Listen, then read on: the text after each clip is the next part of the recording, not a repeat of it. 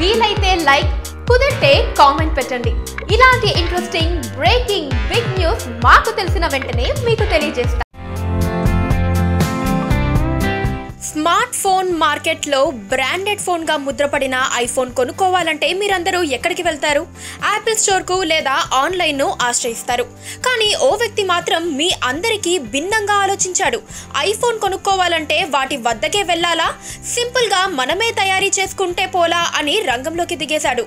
ఐఫోన్కు కావలసిన విడిభాగాలన్నిటినీ చైనాలోని famous market Shenzhen నుంచి సేకరించి బెస్ట్ సెల్లింగ్ మొబైల్గా పేరు తెచ్చుకుంటున్న ఐఫోన్ 6s తయారు చేసేశాడు.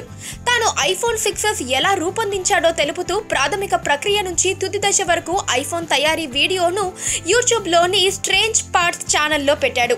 ఇక అంతే, ఆ వీడియోకు లైక్స్, కామెంట్స్ యూట్యూబ్లో దంచి కొడుతున్నాయి.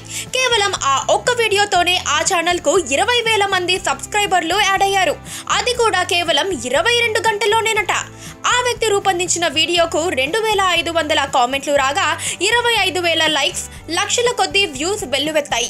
మెటల్ బ్యాగ్ కేసును సర్చ్ చేయడం నుంచి వీడియో ప్రారంభమవుతుంది. అక్కడి నుంచి ఐఫోన్ కు అవసరమైన విడిభాగాలన్నిటినీ చైనాలోని షెన్జెన్ మార్కెట్ లో వెతుకుతూ ఒక్కొక్కటిగా అమర్చడం ఈ వీడియోలో చూపించాడు ఆ వ్యక్తి.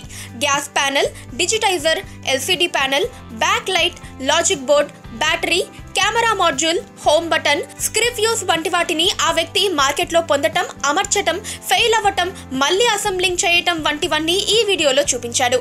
ఎట్టకేలకు తన కోసం తాను సొంతంగా ఐఫోన్ 6s తయారు చేసుకున్నట్టు పేర్కొన్నాడు.